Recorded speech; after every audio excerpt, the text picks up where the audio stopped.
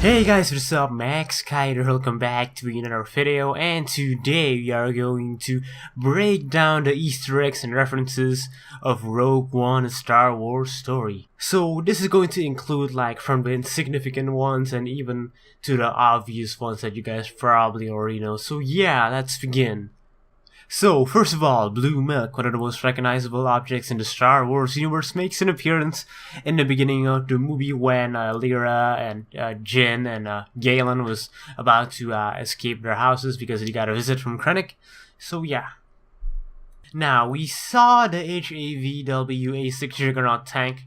Wow, that's a mouthful. But anyway, we saw that type of tank in Rogue One when we see Jyn being taken into that Imperial labor camp, and later she was rescued by the rebels. So if you don't know what this tank is, it's basically the tank that made an appearance back in the assault on Kashyyyk, I think. Yeah, back in Revenge of the Sith. So it's a nice Easter egg there to see that the Empire is still using some Republic vehicles. But anyway, moving on into my favorite Easter egg out of the bunch, and that is of course the appearance of Dr. Cornelius Evzan and Ponda Bhava, and of course we saw them just walking through the markets of Jeddah, and then we saw Jyn brushing over them, and of course like Evzan says the exact same thing. You better watch yourself, yeah. So yeah, I really like those two characters, even though they died in A New Hope. But anyway, so Kyber Crystals. In the prequel book Catalyst, we learn a lot about Kyber Crystals and what they play. And when it comes to weaponization of the Death Star, and we learn why it was Galen Erso that was chosen from the project, because he is one of the only few people that can actually master like the entity of Kyber Crystals themselves. And hence why the Death Star project took such a long time compared to the second one. And of course, we saw a bit of a foreshadowing from Chirrut Îmwe when he says that the strongest stars have the hearts of Kyber, as he was probably referencing the Death Star and the magnificent power that it has. Now, Guardians of the Whills, as was mentioned by Cassian Andor when Jyn was asking about who Chirrut Îmwe was. So apparently, the Whills was actually inspired from one of the early drafts of A New Hope, and it was still called The Adventures of Luke Starkiller, as based on the journals of the Whills. So again, the Whills was also included in the early drafts, early concept art by Ralph McQuarrie. So it's nice to see that Disney and Lucasfilm are still taking some inspiration from the early drafts of Star Wars, and to see that, of course, the concept art from Ralph McQuarrie still. Now, Vader's Castle. Now, we see Vader's Castle located in this very dark, desolate planet, and it was filled with lava. And first I thought, is that Mustafar or is that Solus? Because those are the only two lava planets that I know of, but apparently it is confirmed to be Mustafar, so that's nice because we know that is the place where Anakin truly turned into Vader, when he literally lost everything, where he truly had fallen to the dark side.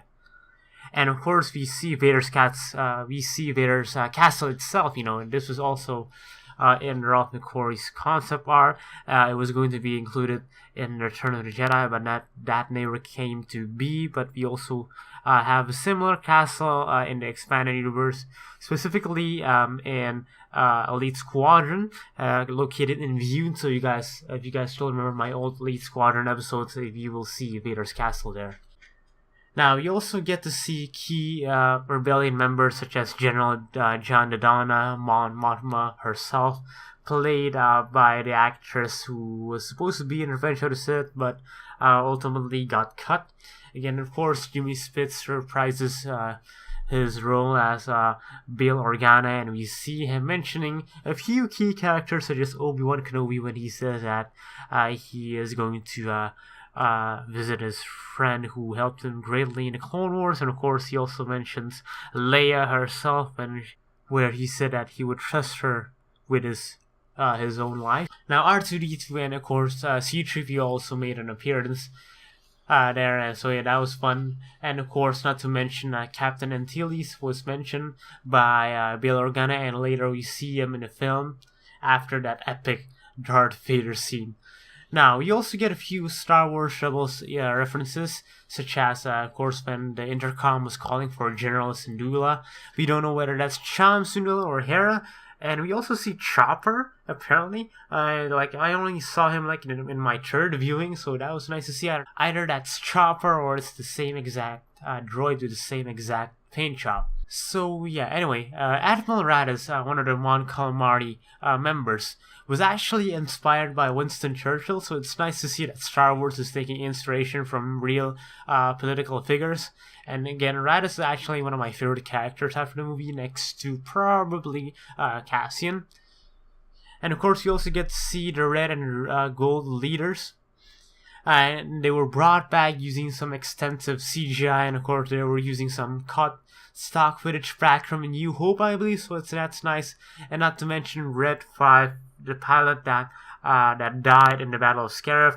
So from that we learned that Red 5, aka Luke's call sign, wasn't always his.